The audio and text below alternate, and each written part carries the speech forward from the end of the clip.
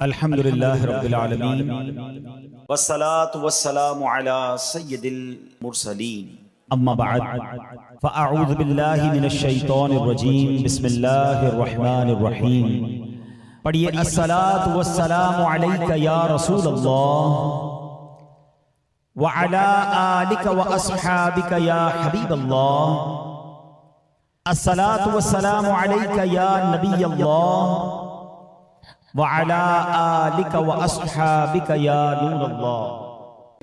درود پاک کے بے شمار فضائل و برکات ہیں۔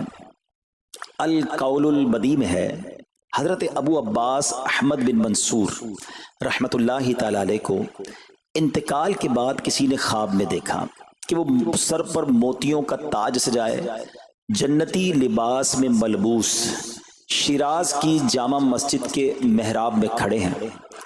خواب دیکھنے والے نے عرض کی ما فعل اللہ بکا، یعنی اللہ پاک نے آپ کے ساتھ کیا معاملہ فرمایا؟ تو فرمایا کہ میں کثرت سے درود شریف پڑھا کرتا تھا، یہی عمل کام آ گیا، اللہ پاک نے میری مغفرت فرما دی اور مجھے تاج پہنا کر جنت میں داخل کر دیا۔ کیا بات ہے درود پاک کی! آپ یقین کریں، اگر میں آپ سے یہ کہوں کہ زندگی میں ایک مسلمان ہونے کی حیثیت سے اگر آپ اپنی خواہشات، اپنی ڈیزائرز کیا کیا ہیں لکھیں ذرا، کہ مجھے دنیا میں کیا چاہیے، مجھے مرتے وقت کیا چاہیے، قبر میں کیا چاہیے، مرنے کے بعد محشر کے دن میں کیا چاہتا ہوں، کبھی اکیلے بیٹھے نہ تو لکھیے گا، ٹھیک ہے؟ اور اب میں آپ کو بہت ساری حدیثوں کا کچھ نچوڑ پیش کرنے جا رہا ہوں، سنتے جائیے اور سبحان اللہ بھی کہتے جائیے۔ اگر آپ روزی میں برکت چاہتے ہیں تو درود پاک پڑھیے، اگر آپ بیماری سے شفا چاہتے ہیں تو درود پاک پڑھیے، اگر آپ ذلت و رسوائی سے بچنا چاہتے ہیں تو درود پاک پڑھیے، اگر آپ عزت میں اضافہ چاہتے ہیں تو درود پاک پڑھیے، آپ مصیبتوں اور پریشانیوں سے بچنا چاہتے ہیں تو درود پاک پڑھیے، مرتے وقت کلمہ پڑھنا چاہتے ہیں تو درود پاک پڑھیے، مرتے وقت آقا کا دیدار کرنا چاہتے ہیں تو درود پاک پڑھیے، آپ یہ چاہتے ہیں کہ آقا اپنے مبارک ہاتھوں سے قبر میں اتاریں تو درود پاک پڑھیے، اپنی قبر کو نور مصطفیٰ سے جگمگانا چاہتے ہیں تو درود پاک پڑھیے، قیامت کے دن نبی پاک کے پرچم تلے اٹھنا چاہتے ہیں تو درود پاک پڑھیے، آقا کے ہاتھوں جام کوثر پینا چاہتے ہیں تو درود پاک پڑھیے، اور سنیے آقا کے ساتھ جنت میں جانا چاہتے ہیں تو درود پاک پڑھیے، مدینے جانا چاہتے ہیں، بار بار جانا چاہتے ہیں تو درود پاک پڑھیے، اور زندگی میں دیدار مصطفیٰ کرنا چاہتے ہیں تو درود پاک پڑھیے۔ کچھ باقی رہ گیا ہے؟ اللہ اکبر یا رسول اللہ، مجھے بتائیے اور کچھ باقی رہ گیا ہے؟ ایک مسلمان ہونے کی حیثیت سے what ever I need in دنیا اور ان ہیئر آفٹر، دنیا اور آخرت میں جو کچھ چاہیے، روزی برکت والی، زندگی عزت والی، پریشانیاں دور ہو جائیں، بیماریاں دور ہو جائیں، ذلت و رسوائی سے بچا رہوں، ایمان والی موت ملے، جب تک زندہ رہوں مدینے آتا جاتا رہوں، آقا کی دید کرتا رہوں، آقا جنت میں ساتھ لے جائیں۔ اب کچھ باقی بچتا ہے؟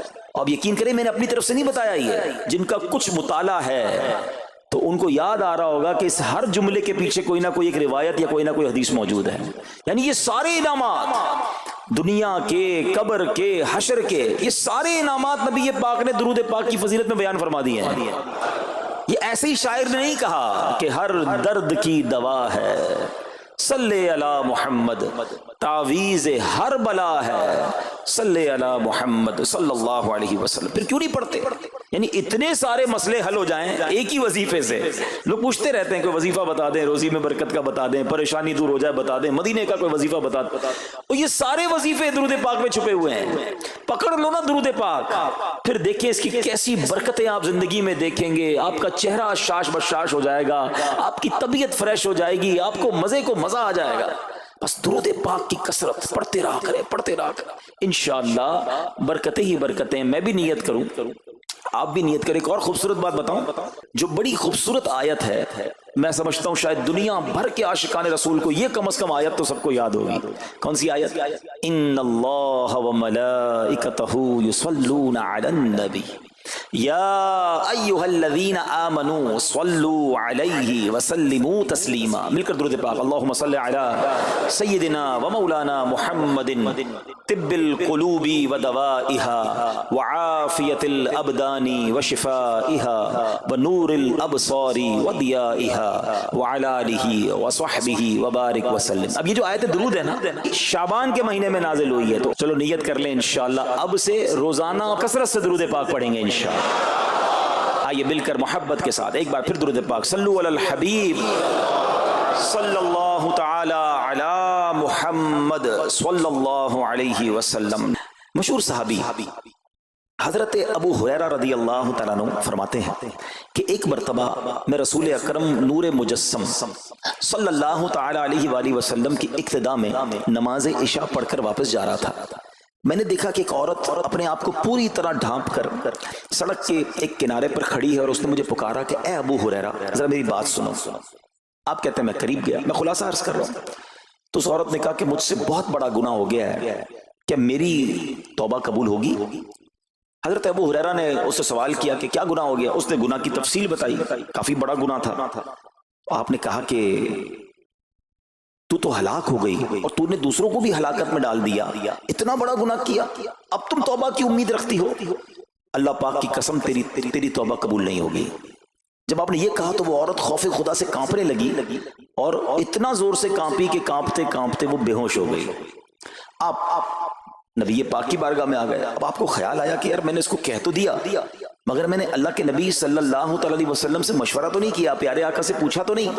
اب آپ نبی پاک علیہ السلام کی بارگاہ میں آئے اور آقا سے عرض کی کہ حضور ایسا ایسا ہوا اور ایک عورت مجھے ملی اور اس نے مجھے اپنا گناہ بتایا. میں نے کہا اتنا بڑا گناہ، اب تیری توبہ قبول نہیں ہوگی. اللہ اکبر. جب نبی رحمت شفیع امت صلی اللہ تعالی علیہ وسلم نے یہ بات سنی تو فرمایا انا للہ و انا الیہ راجعون. اے ابو ہریرہ تو خود بھی ہلاک ہوا اور تو نے اس عورت کو بھی ہلاکت میں ڈالا، کیا تمہیں اللہ پاک کا یہ فرمان یاد نہیں؟ پھر نبی پاک علیہ السلام نے قرآن مجید فرقان حمید کی یہ آیت تلاوت کی. ذرا غور سے تلاوت سنیے گا.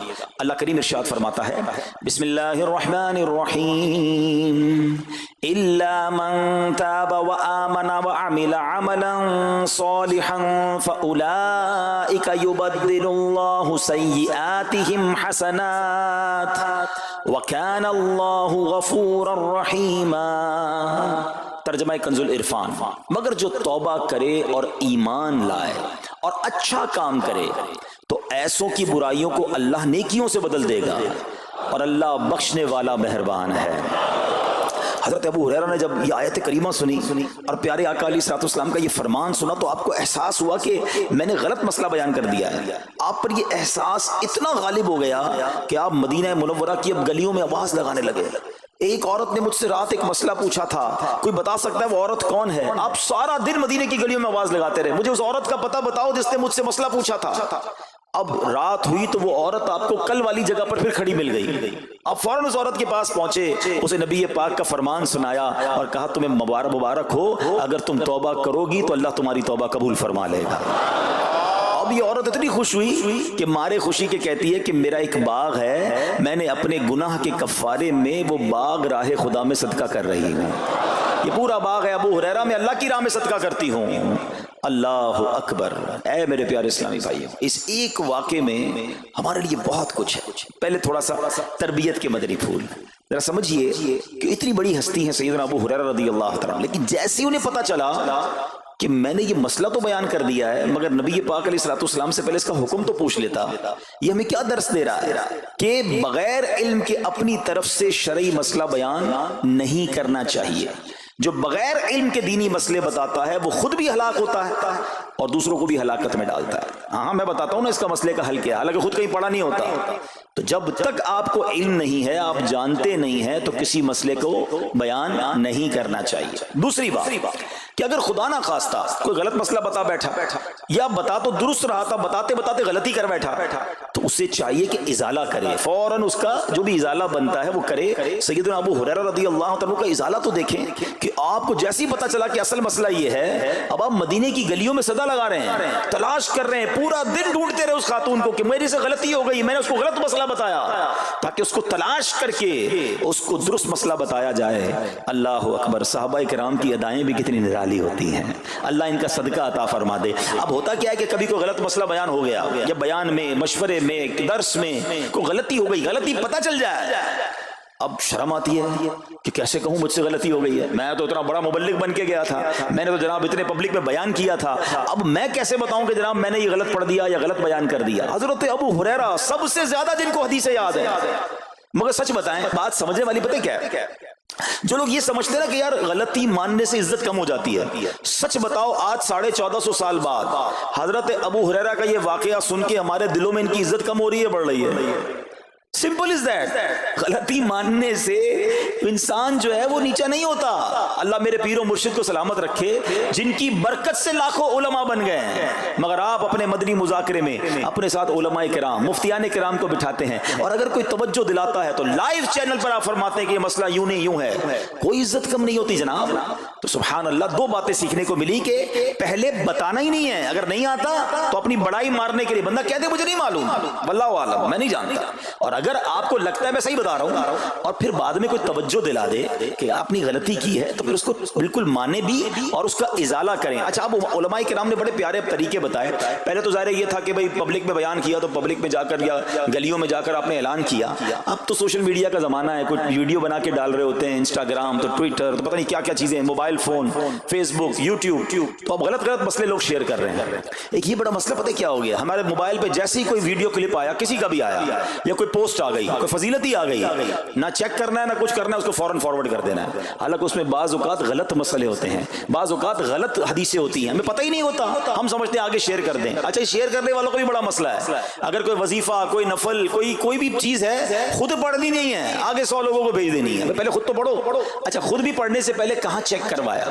تو پلیز یہ شریعت کے معاملات ہیں، اس میں بڑی غلطی ہو سکتی ہے۔ تو اگر آپ کو کوئی بھی چیز شیئر کرنی ہے تو بیسٹ آپشن یہ ہے کہ dawat-islami.net، یہ دعوت اسلامی کی ویب سائٹ ہے، اس پر ایک گیلری کا آپشن ہے، آپ وہاں جائیے، وہ مفتیان کرام سے چیک ہوئی پوسٹیں پڑی ہوئی ہیں، آپ وہاں سے پوسٹ اٹھائیں، اس کو شیئر کر دیں، بنداز کریں، کوئی ٹینشن نہیں ہے، کیونکہ وہ علماء نے چیک کی ہوئی ہے۔ مگر ہر آنے والی پوسٹ، ہر آنے والی ویڈیو کو آگے بڑھا دینا، تو مشورہ یہی ہے کہ یہ بڑا سخت معاملہ ہے، کیونکہ یاد رکھیے قرآن مجید فرقان حمید میں اللہ تعالیٰ ارشاد فرماتا ہے وَمَنْ أَظْلَمُ مِمَّنِ افْتَرَىٰ عَلَى اللَّهِ كَذِبًا، اور اس سے بڑھ کر ظالم کون جو اللہ پر جھوٹ باندھے۔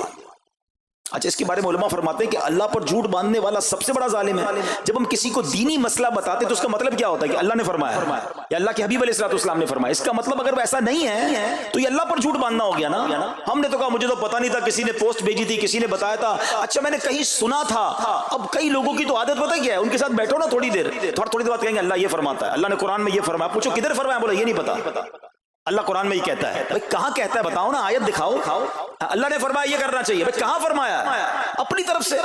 اچھا، کیونکہ کہیں سنا تھا، کہیں دوستوں کی محفل میں آدھی بات یاد تھی، ارے ڈرنا چاہیے کہ میں کیسے کہہ دوں کہ اللہ نے فرمایا، میں کیسے کہہ دوں نبی پاک علیہ السلام نے فرمایا، جب یاد نہیں، پڑھا نہیں۔ امیر اہل سنت کی آپ نے احتیاط دیکھی ہے، آپ حدیث کی کتاب منگاتے ہیں کہ پورا دیکھ کر پڑھتے ہیں، مگر یہاں تو اپنی مرضی سے چل رہا ہے معاملہ۔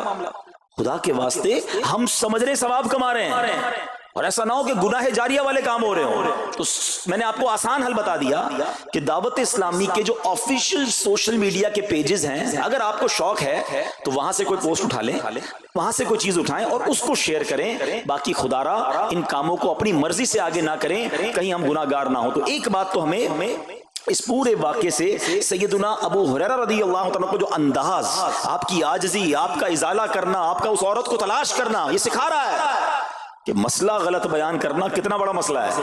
اللہ کرے کہ ہم اس کو سمجھیں۔ اب دوسری خوبصورت بات، آئے ہائے، عورت کا گناہ ہے، بڑا گناہ ہے، مگر نبی پاک نے جو آیت بیان فرما دی اور جو اس تک پیغام پہنچایا کہ توبہ کر لو، میرا رب توبہ قبول فرما لے گا۔ آئے ہائے میرے پیارے اسلامی بھائیو، کتنا ہی بڑا گناہ کیوں نہ ہو جائے، اللہ سے مایوس نہیں ہونا ہے، اس کی رحمت سے مایوس نہیں ہونا ہے، کیونکہ میرے آقا مدینے والے مصطفیٰ صلی اللہ تعالی علیہ وسلم فرماتے ہیں التائب من الذنب کمن لا ذنب لہ، گناہوں سے توبہ کرنے والا ایسا ہے جیسا اس نے گناہ کیا ہی نہیں ہے، ختم، نل اینڈ وائڈ، ڈیلیٹڈ۔ یہ اتنی بڑی اللہ کی رحمت ہے کہ بس سچی توبہ ہو جائے نا، اللہ اس کو سارے اس کے گناہ معاف فرما دیتا ہے۔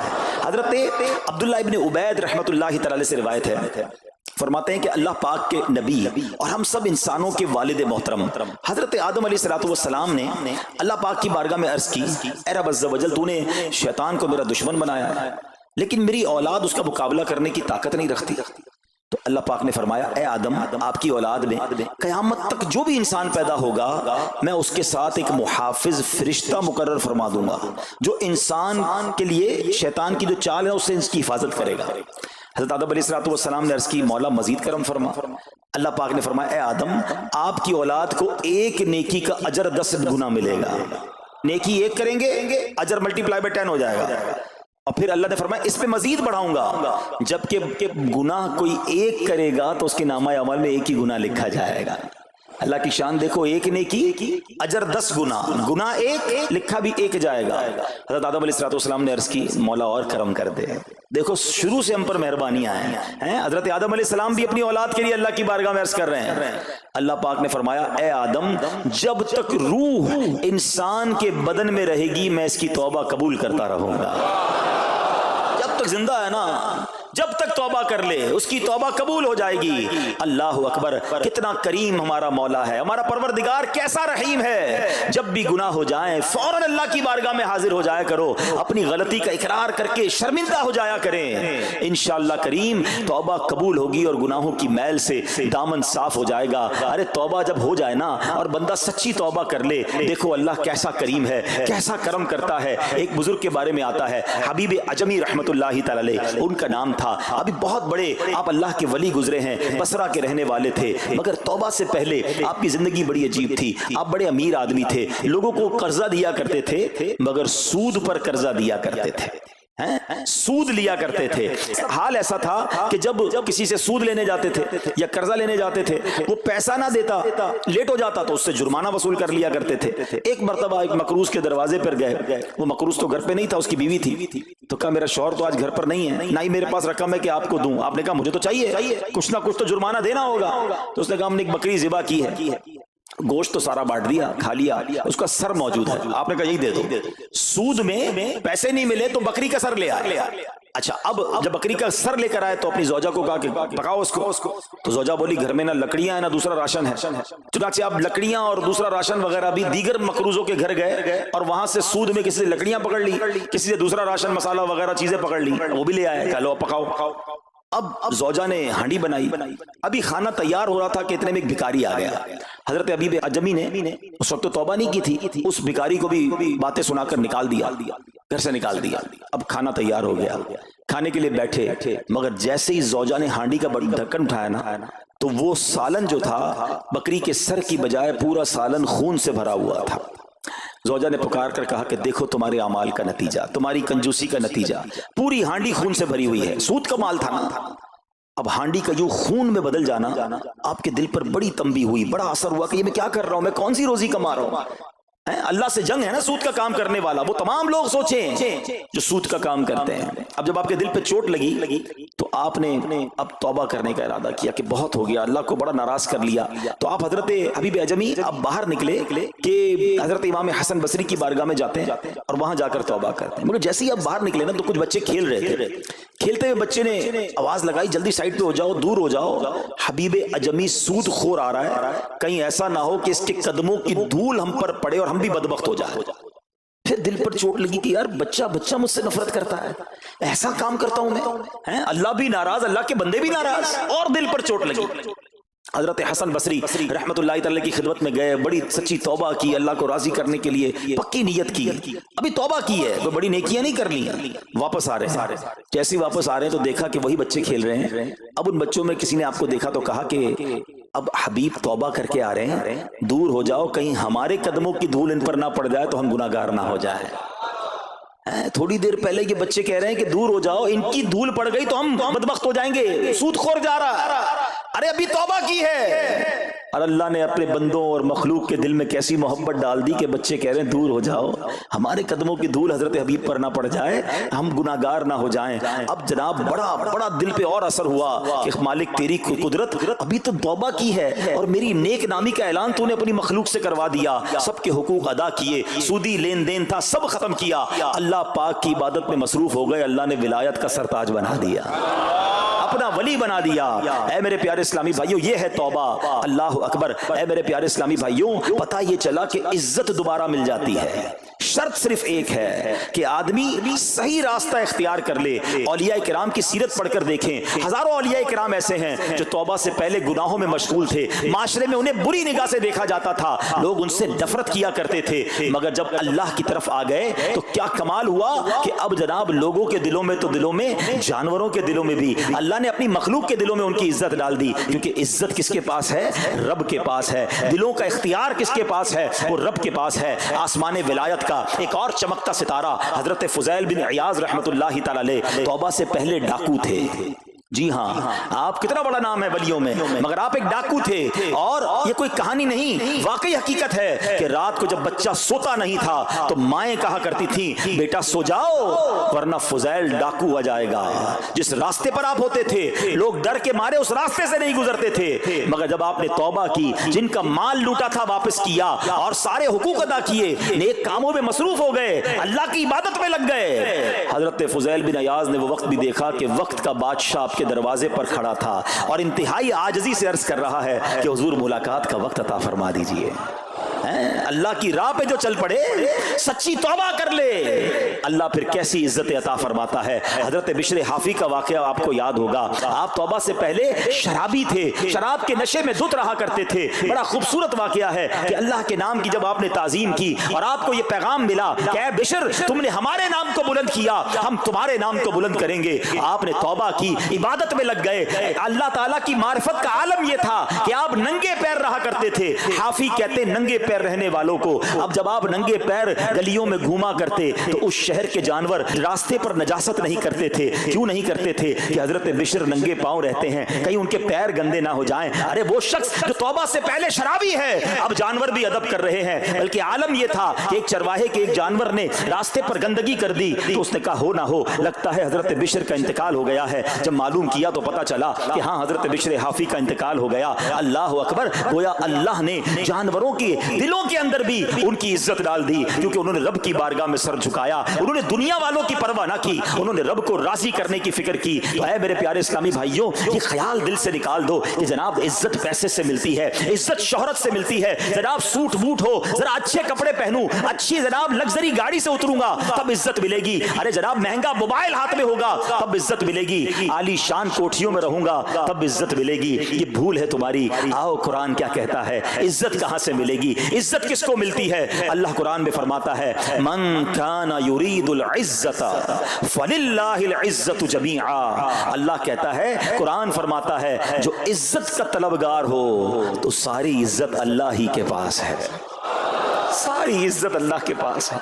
وَتُعِزُّ مَن تَشَاءُ وَتُذِلُّ مَن تَشَاءُ بِيَدِكَ الْخَيْرُ۔ خدا کی قسم دنیا کی ساری دولت کسی کے پاس ہو، اس کے کروڑوں فالوورز ہوں، لوگ کہتے ہیں سوشل میڈیا پہ فالوور ہونے چاہیے۔ آج کل تو کسی کا مرتبہ چیک کیسے ہوتا ہے؟ چیک تو کرو اس کے پیج پر اس کو چاہنے والے کتنے ہیں۔ لوگ بتاتے ہیں میرے اتنے ملین فالوورز ہیں، اتنے لاکھ مجھے دیکھنے والے ہیں۔ میں ان سب سے پوچھتا ہوں جن کے کروڑوں فالوورز ہیں، تمہارے فالوورز تمہیں دیکھنے والے گناہ کی وجہ سے ہیں یا نیکی کی وجہ سے ہیں؟ کبھی سوچا کہ 1 کروڑ لوگ تمہیں دیکھتے ہیں مگر تمہارا ناچ گانا دیکھتے ہیں، تمہاری بے حیائی دیکھتے ہیں، اور وہ جب بھی دیکھتے ہیں سارا گناہ تمہیں بھی ملتا ہے۔ یہ کیوں نہیں سوچتے کہ یہ فالوورشپ کیا کرنی ہے؟ یار میرے اتنے فالوور، میرے اتنے چاہنے والے، میرے پاس اتنا پیسہ، ساری دنیا تمہیں چاہے اور رب نہ چاہے نا، سب برباد ہو جائے گا۔ ہاں جب رب نے چاہنا ہے ذلیل و خوار ہو جاتا ہے انسان، اور رب نے جس کے مقدر میں عزت لکھی ہے نا اسے ایسا عروج عطا فرماتا ہے۔ بتاؤ نا کون سا یوٹیوب، کون سا فیس بک تھا خواجہ غریب نواز کے زمانے میں؟ لوگ کہتے اتنے ملین فالوور، میں بتاتا ہوں دنیا کا کون سا مسلمان ہے جو میرے خواجہ غریب نواز کو فالو نہیں کرتا؟ امام حسین کے زمانے میں کون سا جناب فیس بک اور انسٹاگرام تھا، مگر کیسا رب کو راضی کیا۔ ارے وہ مسلمان کیسا جس کے دل میں امام حسین کی محبت نہیں ہے، سرکار کی آل کی محبت نہیں ہے، دلوں میں بستی ہیں یہ ہستیاں۔ کیوں؟ رب کو راضی کیا، رب نے سب کو راضی کر دیا۔ ہمارا پرابلم یہ ہے ہم سب کو راضی کرنے کے چکر میں ہم رب کو ناراض کر رہے ہیں۔ نہ کرو ایسا، اللہ کو راضی کرو، اللہ کے حبیب کو راضی کرو۔ بس لوگ راضی ہو جائیں، دوست راضی ہو جائیں، بیوی راضی ہو جائے، بچے راضی ہو جائیں. ضرور کرو اپنے بیوی بچوں کو راضی، مگر ایسے راضی تو نہ کرو نا کہ اللہ ہی ناراض ہو جائے. لوگ کہتے کیا کرے، کر رہے ہیں جناب بچوں کی خوشی کے لیے. ارے ضرور کرو اپنے بچوں کو خوش، مگر ایسی خوشی نہ مناؤ کہ تمہارا رب ہی تم سے ناراض ہو جائے. وہ ناراض ہو گیا تو میں کدھر جاؤں گا؟ وہ میرا خالق ہے، وہ میرا مالک ہے، میں نے اسی کے دربار سے بخشش لینی ہے. وہ جنت کا بھی مالک ہے. اگر اس نے جنت کا دروازہ ہی مجھ پر بند کر دیا تو کیا کرنا ہے میں نے ان دنیا کے دروازوں کا؟ لوگ کہتے ہیں جدھر جاتا ہوں لوگ دروازہ کھولتے ہیں. اگر گناہوں والی زندگی ہے، حرام روزی ہے، رب کو ناراض کر رہے ہو، جس دفتر میں جاتے ہو دروازہ کھل جاتا ہے، لیکن اللہ ناراض ہو گیا اور جنت کا دروازہ بند ہو گیا، کدھر جاؤں گا میں؟ پھر کون سی سورس کام آئے گی؟ پھر کون سا فالوئنگ کام آئے گی؟ پھر کون سا پیسہ کام آئے گا؟ خدا را زندگی ایسے گزارو کہ جب قبر میں جاؤں نا، پتہ ہے اللہ جس سے راضی ہوگا، جب وہ قبر میں جائے گا اس کو کیا کہا جائے گا؟ نم کا نومت العروس، سو جا کہ جیسے دلہن سوتی ہے. اللہ کرے کہ قبر میں جائیں تو ہمیں سننے کو ملے. ایسا نہ ہو کہ قبر میں جائیں تو مار پڑے، قبر میں جائیں تو سانپ اور بچھو آ جائیں، قبر میں جائیں تو آگ آ جائے. اے نرم بستروں پر سونے والوں، اے بڑے بڑے بیڈ روم اور بڑے بڑے ڈرائنگ روم کے خواب دیکھنے والوں، دنیا تو کر لی اچھی، اگر قبر میں کیڑے مکوڑے آ گئے تو کدھر جائیں گے؟ زندگی ایسے گزارو کہ قبر روشن ہو جائے. زندگی ایسے گزارو کہ قیامت کے دن پکار پڑے کہ یہ اللہ کا پیارا ہے. آپ کو پتہ ہے قیامت کے دن ایک اعلان ہوگا. سب نے سورہ یاسین پڑھی ہوگی، میں اس پہ ظن کرتا ہوں اور کئی بار سنی بھی ہوگی. اس میں ایک آیت ہے وَامْتَازُوا الْيَوْمَ أَيُّهَا الْمُجْرِمُونَ، اے مجرموں آج کے دن الگ ہو جاؤ. اور یہ حضرت آدم علیہ السلام کو کہا جائے گا کہ مجرموں کو الگ کر دو. حضرت آدم علیہ السلام کہیں گے کہ یا اللہ کتنوں میں سے کتنوں کو الگ کروں؟ لوگ کہتے ہیں میرے پاس ایسا کارڈ ہے کہ میں وی آئی پی لائن سے گزر جاتا ہوں، ایئرپورٹ پہ میرے پاس فلاں لاؤنج کی ہے، میں جاتا ہوں تو میں لائن میں نہیں لگتا، وی آئی پی لائن سے نکلتا ہوں. آؤ میں بتاتا ہوں قیامت کے دن بھی 2 لائنیں لگیں گی. قرآن کہتا ہے وَامْتَازُوا الْيَوْمَ أَيُّهَا الْمُجْرِمُونَ، اے مجرموں آج کے دن الگ ہو جاؤ. حضرت آدم عرض کریں گے مولا کتنوں میں سے کتنوں کو الگ کروں؟ ارشاد ہوگا اے آدم 1000 میں سے 999 الگ کر دو. 999 مجرموں کی لائن میں ہوں گے اور ایک بندہ ان 1000 میں سے نیکوکاروں کی لائن میں ہوگا. ساری دنیا میں وی آئی پی لائن میں کھڑا رہا اور اگر قیامت کے دن مجرموں کی لائن میں کھڑا کر دیا گیا تو کدھر جاؤں گا؟ کبھی سوچا ہم نے؟ شراب پینے والا کیوں نہیں سوچتا؟ نمازیں قضا کرنے والا کیوں نہیں سوچتا؟ حرام روزی کمانے والا کیوں نہیں سوچتا؟ بس بینک بیلنس بڑھ جائے، عزت ملے دنیا میں، وہ کیوں نہیں سوچتا؟ اگر قیامت میں مجرموں کی لائن میں کھڑا کر دیا گیا کوئی سورس کام نہیں آئے گی. بلکہ کتابوں میں لکھا کہ اس دن باپ گناہ گاروں کی لائن میں ہوگا اور کوئی بیٹا نیکوں کی لائن میں ہوگا. امام ایسا امام بھی ہوگا جو جناب مجرم کی لائن میں ہوگا اور مقتدی نیکوکاروں کی لائن میں ہوگا. ایسا مبلغ ایسا واعظ بھی ہوگا جو گناہ گاروں کی لائن میں ہوگا اور اس کا بیان سن کر نیک ہونے والا نیکوکاروں کی لائن میں ہوگا. لوگ کہیں گے حضرت آپ کا بیان سن کر تو ہم نیک بن گئے، ہم نے توبہ کر لی، آپ مجرموں کی لائن میں کیسے؟ کیونکہ اس دن تو دودھ کا دودھ پانی کا پانی ہو جائے گا نا. وہ بندہ کہے گا کہ میں تمہیں تو اچھی بات کا حکم دیتا تھا، خود نہیں کرتا تھا، تمہیں تو نیکی کی دعوت دیتا تھا، خود عمل نہیں کرتا تھا، میں تمہارے سامنے تو نیک نظر آتا تھا، میں اکیلے میں بڑا گناہگار تھا. میرے پیارے اسلامی بھائیوں پھر یہ آیت سن لو، من کان یرید العزت فللہ العزت جمیعا، جو عزت کا طلبگار ہو تو ساری عزت اللہ ہی کے پاس ہے. اے اللہ ہمیں قیامت کے دن کی ذلت سے بچا لے. اس عزت کا کیا کرنا ہے یار؟ جدھر جاؤ لوگ کھڑے ہو جاتے ہیں، جدھر جاؤ لوگ پیار کرتے ہیں. قیامت کے دن ذلیل ہو گئے تو کیا ہوگا؟ ادھر تو جس کے نامہ اعمال کھلیں گے تو پتہ چلے گا نا. اتنی بڑی بڑی باتیں کرتا تھا دنیا میں، یہ دیکھو اس کا حال یہ ہے، کدھر جائیں گے؟ سیدی اعلیٰ حضرت امام اہل سنت نے اسی لیے بڑی پیاری دعا کی ہے کہ اس دن کھل جائے گا سب کچھ نا. اللہ سے دعا کرتے ہیں یا الہی نام اعمال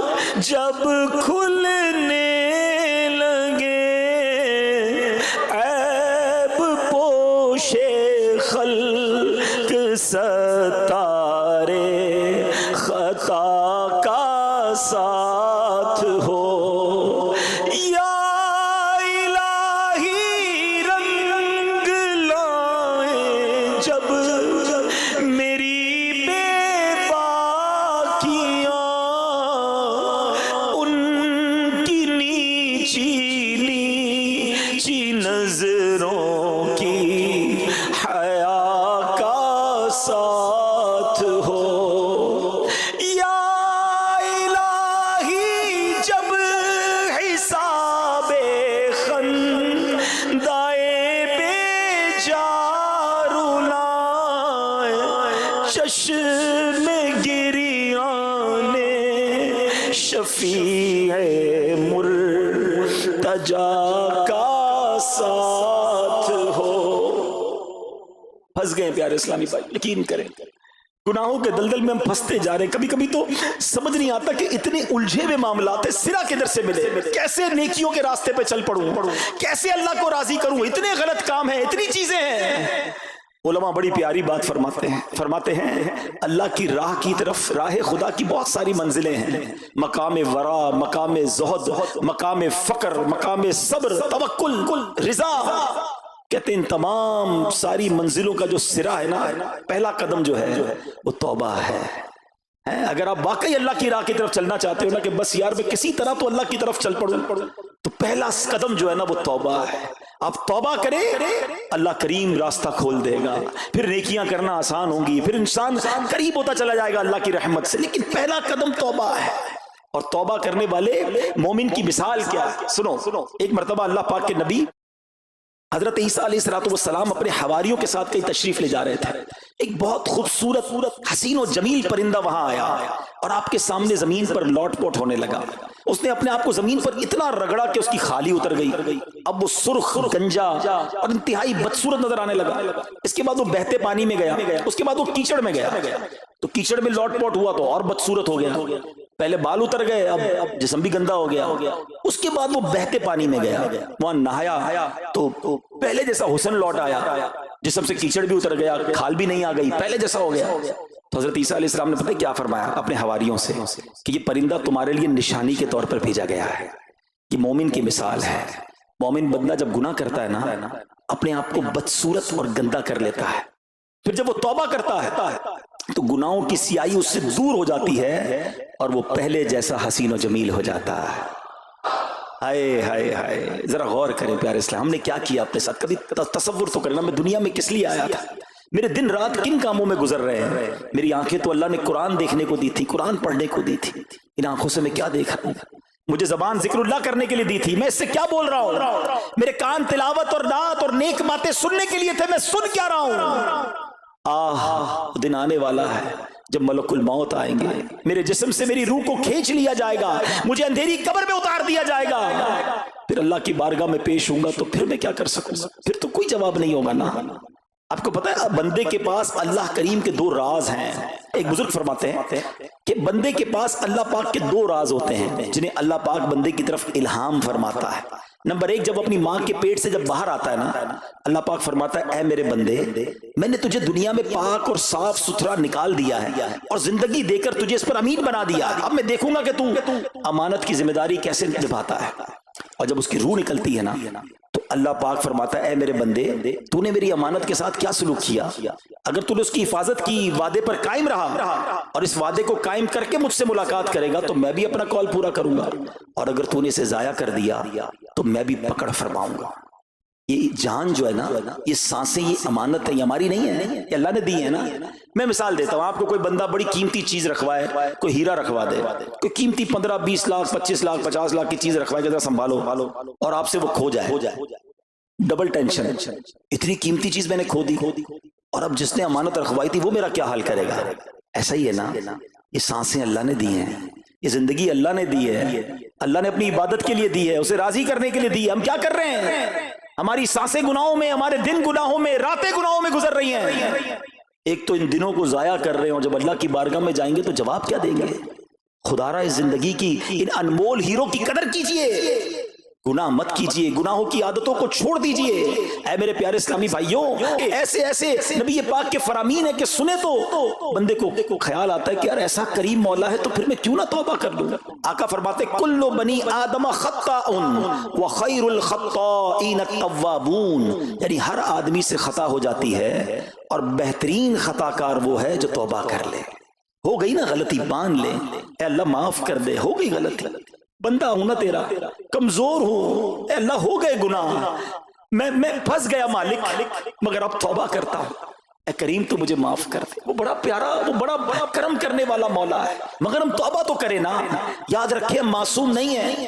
معصوم کون ہے؟ فرشتے ہیں، انبیاء ہیں، ہم تو انسان ہیں نا، ہم جیسے عام انسانوں سے خطائیں ہو ہی جاتی ہیں۔ ہمیں توبہ کی طرف بڑھنا چاہیے۔ امام محمد بن محمد غزالی علیہ رحمت اللہ الوالی فرماتے ہیں مخلوق تین طرح کی ہے۔ نمبر ایک فرشتے، یہ معصوم ہیں، یہ گناہ کرتے ہی نہیں۔ نمبر دو شیاطین، یہ گناہ کرتے ہیں، گناہ چھوڑتے ہی نہیں۔ تیسرے نمبر پر فرمایا انسان، یہ خطا بھی ہوتی ہے ان سے اور توبہ کر کے نیکیوں کی طرف بھی بڑھتا ہے۔ لہٰذا ایسا نہیں ہو سکتا کہ ہم سے گناہ نہ ہو، ہم سے خطائیں نہ ہوں۔ اب دو ہی صورتیں بچتی ہیں، گناہ پر اڑ جائے تو یہ شیطان کا وصف ہے، اور گناہ ہو جائے تو فوراً توبہ کرے، یہ انسان کی علامت ہے۔ گناہ ہو گیا نا، آج آ گئے ہیں جمعرات کو اجتماع میں، اللہ کے گھر میں بیٹھے ہیں، کریم کے در پر بیٹھے ہیں، شعبان کا مہینہ جاری ہے، برکتوں والا مہینہ جاری ہے، بس اب توبہ کرنی ہے، اب رب کو راضی کرنا ہے، اب گناہ نہیں کرنا ہے، یہ ہم نے اپنا سمجھ لو آج ٹارگٹ بنانا ہے۔ اور سنو، جب بندہ واقعی سچے دل سے توبہ کرے نا تو وہ کیسا کریم ہے۔ دنیا میں پتہ ہی کیا ہوتا ہے، ہم کسی کا جرم کر لیں، کسی کی خطا کر لیں، کسی کو ناراض کر دیں اور اب اس سے معافی مانگے، وہ کہتا ہے چلو جاؤ میں نے معاف کر دیا، آئندہ مت کرنا، اتنا ہی ہوتا ہے نا۔ وہ بھی کوئی کر دے تو کر دے، ورنہ لوگ سزا دیتے ہیں، مگر میرا کریم مولا ایسا ہے کہ بندہ اسی کی نافرمانی کرے، اسی کے گناہ کرے، اسی کو ناراض کرنے والے کام کرے اور اس کے بعد ایک بار سچے دل سے توبہ کر لے۔ وہ کریم کیسا ہے، صرف معاف نہیں کرتا بلکہ گناہوں کو نیکیوں سے بدل دیتا ہے۔ سنو، بعض اوقات تو ایسا ہوتا ہے کہ ایسی ندامت والی بندہ توبہ کرتا ہے کہ اللہ اسے اپنی ولایت عطا فرما دیتا ہے۔ آپ کو پتا ہے ولایت میں بھی بہت بڑا درجہ صدیقین کا درجہ ہے۔ روایتوں میں آتا ہے ایک اسرائیلی شخص تھا، اس سے کوئی گناہ ہو گیا، اتنا شرمندہ ہوا، اتنا بے قرار ہوا، کبھی ادھر بھاگتا کبھی ادھر بھاگتا، یہ میں نے کیا کر دیا، میرا کسی طرح گناہ معاف ہو جائے، اللہ پاک مجھ سے راضی ہو جائے۔ گناہ کیا ہے اور شرمندہ ہے، بے قرار ہے۔ سنو کتابوں میں کیا لکھا ہے، اللہ پاک کی بارگاہ رحمت میں اس کی بے قراری، اس کی شرمساری، اس کی ندامت ایسے قبول ہوتی ہے کہ اللہ پاک نے اس کو ولایت کا جو سب سے اعلیٰ درجہ ہے، صدیقیت کا درجہ عطا فرما دیا۔ گناہ کیا تھا، خطا کی تھی، مگر توبہ کی تھی۔ اللہ کرے کہ ہم توبہ کی اہمیت کو سمجھیں۔ میرا رب چاہتا ہے، یقین جانے میرا رب چاہتا ہے ہم توبہ کر لیں، اس کی رحمت چاہتی ہے ہم بخشے جائیں، وہ ہمیں عذاب نہیں دینا چاہتا۔ یہ بندہ ہے جو توبہ نہیں کرتا ہے، ورنہ میرا مالک تو کرم نوازی فرمانا چاہتا ہے، وہ چاہتا ہے میرے بندے توبہ کریں اور میں ان کے سارے گناہوں کو معاف فرما دوں۔ پنجابی شاعر لکھتے ہیں نا، رحمت دا دریا الہی ہر دم وگدا تیرا، رحمت دا دریا الہی ہر دم وگدا تیرا، جے قطرہ بخشے مینوں کم بڑھ جاوے میرا، عدل کرے تے تھر تھر کمبن اونچیاں شانہ والے۔ اے اللہ اگر تو انصاف کرے گا تو پھر تو بڑے بڑے نامور لوگ کانپیں گے، کیونکہ انصاف کے ہم متحمل نہیں، ہم تو فضل اور رحمت کے سوالی ہیں نا۔ عدل کرے تے تھر تھر کمبن اونچیاں شانہ والے، فضل کرے تے بخشے جاسن میں ورگے منہ کالے۔ میرے رب کی رحمت بہت بڑی ہے میرے پیارے اسلامی بھائیوں۔ اللہ کریم توبہ کرنے والوں کو کیسے بخشتا ہے، اللہ کریم نے قرآن مجید میں ایک اور جگہ ارشاد فرمایا فَإِنَّهُ كَانَ لِلْأَوَّابِينَ غَفُورًا، تو بے شک وہ توبہ کرنے والوں کو بخشنے والا ہے۔ بہت بلند مرتبہ تابعی بزرگ حضرت سعید بن مسیب رحمت اللہ تعالی علیہ فرماتے ہیں اس آیت میں اواب سے مراد وہ شخص ہے جس سے گناہ ہو پھر توبہ کر لے، پھر گناہ ہو پھر توبہ کر لے، بس معافی مانگتا رہے۔ خطا ہو جائے تو ڈٹے نہ، ارے شرم تو کرو کہ مجھ سے نماز قضا ہو گئی، شرم تو کرو میرے منہ سے جھوٹ کیسے نکل گیا، اللہ سے معافی تو مانگو۔ مگر ادھر حال یہ ہے کہ صبح فجر قضا ہوتی ہے، ماتھے پہ بل نہیں ہے، دوپہر کو ظہر قضا ہو گئی، ٹینشن ہی کوئی نہیں ہے، دوستوں کے ساتھ بیٹھ کر حرام دیکھا، پرابلم ہی کوئی نہیں ہے، کاروبار کرنے گیا حرام کمایا، کوئی شرم نہیں ہے۔ یہ طریقہ درست نہیں ہے، یہ جس کو کہتے ہیں جری ہونا، بے خوف ہو جانا۔ اللہ کو کیا جواب دو گے؟ خطا ہو گئی، یا اللہ معاف کر دے، یا اللہ ہو گئی معاف کر دے، اب نہیں کروں گا، مولا معاف کر دے۔ خدا کی قسم، یہ جو معافی مانگنے والا ہے نا، یہ شرمندہ ہونے والا اللہ کو بڑا پسند ہے۔ حضرت محمد بن مطرف رحمت اللہ تعالی علیہ فرماتے ہیں، اللہ پاک فرشتوں سے فرماتا ہے ابن آدم بھی کیسا ہے، گناہ کرتا ہے پھر مجھ سے معافی مانگتا ہے، میں اسے معاف کر دیتا ہوں، پھر گناہ کرتا ہے پھر مجھ سے معافی مانگتا ہے، میں پھر اسے معاف کر دیتا ہوں، نہ وہ گناہ چھوڑتا ہے نہ میری رحمت سے مایوس ہوتا ہے۔ اے فرشتوں گواہ ہو جاؤ، میں نے اس کی مغفرت کر دی۔ ہائے ہائے، کون ہے ایسا قریب؟ ہماری کوئی ایک بار بات نہ مانے ہم ناراض ہو جاتے ہیں، دو بار نہ مانے ہمیں غصہ آ جاتا ہے، تین چار بار بات نہ مانے ہم تو قریب نہیں آنے دیتے ہیں۔ وہ کریم کیسا ہے آپ کو پتہ ہے؟ اس وقت میں اور آپ کدھر بیٹھے ہیں؟ کس کے گھر میں بیٹھے ہیں؟ ہم اللہ کے گھر میں بیٹھے ہیں۔ سوچو تو صحیح، کتنے گناہ ہیں، کتنی خطائیں ہیں، کتنے جرم ہیں۔ ارے اتنے بڑے مجرم کو کوئی اپنے گھر بلاتا ہے؟ آپ اور میں کبھی کسی کو گھر نہ بلائیں جو ہماری بات نہ مانے، مگر وہ کریم مولا ہے، اس نے اپنے گھر میں بلایا ہے، بار بار بلاتا ہے۔ یہ کس چیز کی نشانی ہے؟ وہ ہم سے محبت فرماتا ہے، وہ چاہتا ہے ہم بخشے جائیں، وہ چاہتا ہے میرے بندے توبہ کر لیں، مگر ہم پھر بھی توبہ نہیں کرتے۔ اور میں صحیح بتاؤں، توبہ کرنے کے لیے کوئی بہت بڑا اہتمام ضروری نہیں ہے، بس ایک سچے دل سے کنیکشن ریکوائرڈ ہے، ایک سچے دل سے پکار چاہیے کہ بس مولا اب نہیں کروں گا۔ پرابلم پتہ ہے کہ ہم گالوں پہ چپت مار لیتے، توبہ توبہ توبہ استغفر اللہ۔ یہ توبہ یہ نہیں ہے، یقیناً توبہ کے الفاظ دہرانے چاہیے، مگر دل میں علماء نے توبہ کے 3 سٹیپس بیان کیے۔ پہلے تو شرم تو آئے، گلٹی تو فیل کرے کہ یار غلط کیا، میں نہیں کرنا چاہیے، شرمندہ ہو جائے۔ دوسرے نمبر پر اب اس گناہ کو چھوڑ دے کہ اب نہیں کروں گا، اور تیسرے نمبر پر پکا ارادہ کرے کہ آئندہ بھی نہیں کروں گا۔ پھر انسان ہو سکتا ہے گناہ ہو جائے، لیکن توبہ کے وقت یہ 3 سٹیپس پورے ہونے چاہیے، اور یہ سیکنڈوں میں ہو سکتے ہیں۔ ہاں، وہ آپ کو واقعہ یاد ہونا چاہیے۔ ایک بار حضرت عمر فاروق کا دور تھا، آپ نے ایک شخص کو دیکھا، اس کے ہاتھ میں بوتل ہے اور وہ شراب کی بوتل تھی۔ آپ نے اس کو روک لیا، بتاؤ کیا ہے اس میں؟ شراب کی بوتل چھپا کے جا رہا ہے۔ حضرت عمر سامنے آ گئے، آپ کا جلال، آپ کی ہیبت، اور اس کو پتا تھا کہ اب یہ شراب کی بوتل انہوں نے دیکھ لی تو پھر تو میں گیا۔ ہاتھ میں شراب کی بوتل، حضرت عمر سامنے، آپ نے کہا دکھاؤ اس میں کیا ہے؟ کہ حضور سرکہ ہے۔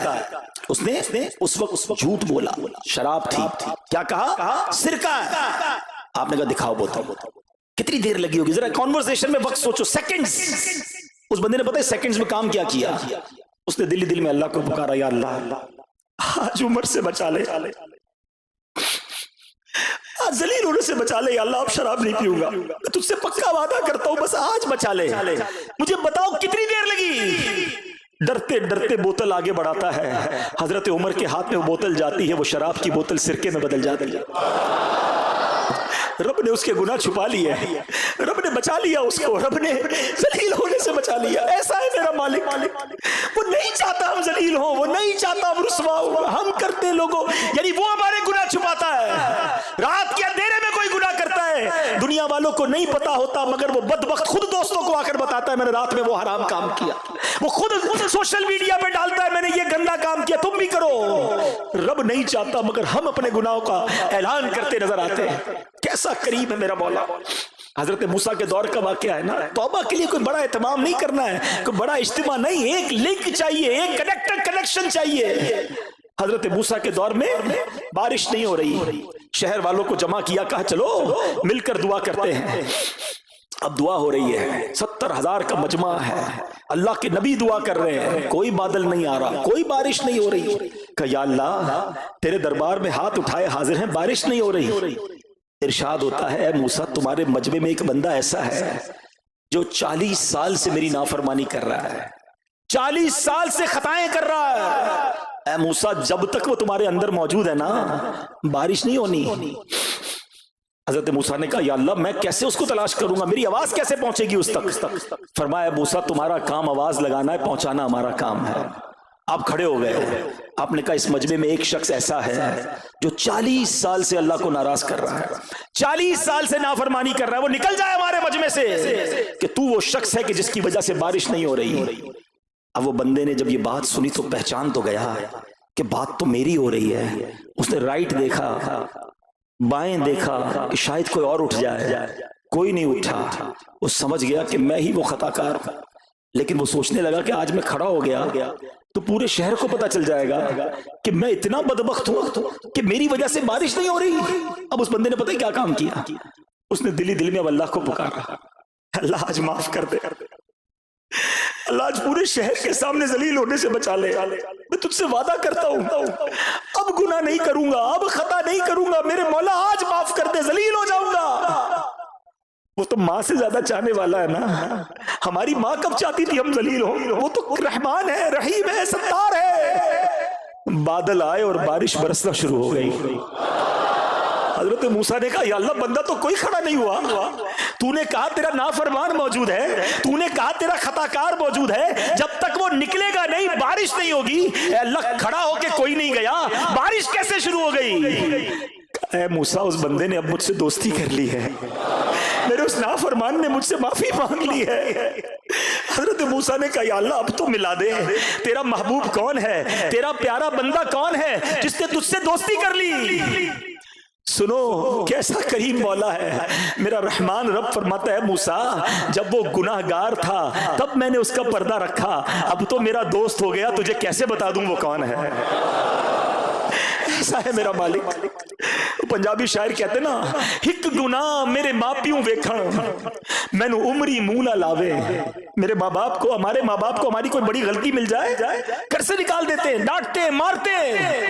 ہک گناہ میرے ماں پیوں ویکھن مینو عمری منہ نہ لاوے، لکھ گناہ میرا مالک ویکھے وہ پھر بھی پردے پاوے۔ وہ پھر بھی پردے ڈال رہا ہے، مگر یہ کیسا بندہ ہے کہ اس سے دوستی نہیں کرتا۔ اے میرے پیارے اسلامی بھائیوں اب دن آ گئے، اب وقت آ گیا ہے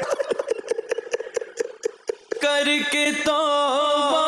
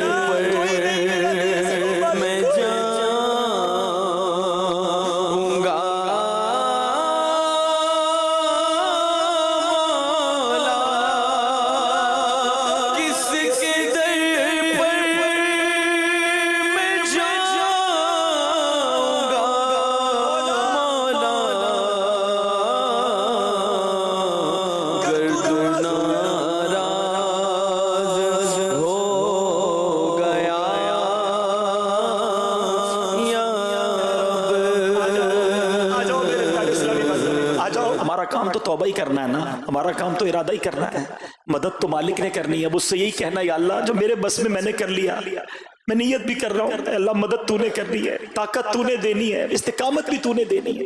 بڑا کریم ہے میرا مولا، انشاءاللہ انشاءاللہ۔ اتنے سارے لوگ ہیں، ان میں کتنے نیک ہوں گے اللہ کے بندے، اللہ ان کے صدقے ہماری اس نیت کو قبول فرما لے، ہماری اس توبہ کو قبول فرما لے اور ہمیں اپنے اچھے بندوں میں شامل فرما لے۔ آخر میں گزارش یہ ہے کہ عاشقان رسول کی بڑی پیاری تحریک دعوت اسلامی جس نے سب سے پہلے تو میں اس مسجد کا تحفہ دیا، اور الحمدللہ دنیا بھر میں 600 کے قریب مسجدیں سال میں دعوت اسلامی بناتی ہے، ہزاروں مدارس موجود ہیں، لاکھوں بچے اس میں پڑھ رہے ہیں، بغیر فیس کے پڑھ رہے ہیں۔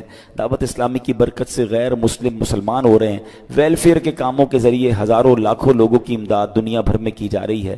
تو بہت بڑا نیٹ ورک ہے جو چند منٹوں میں تو بیان نہیں ہو سکتا۔ بس گزارش یہ ہے کہ اپنی زکوٰۃ میں، اپنے ڈونیشن میں، اپنے عطیات میں اور اپنے فطرے میں اپنی دعوت اسلامی کا بھرپور ساتھ دیں۔ رب کریم سے دعا ہے کہ رب کریم ہم سب کو دل کھول کر اپنی راہ میں خرچ کرنے کی توفیق عطا فرمائے۔ آمین بجاہ النبی الامین صلی اللہ علیہ وسلم۔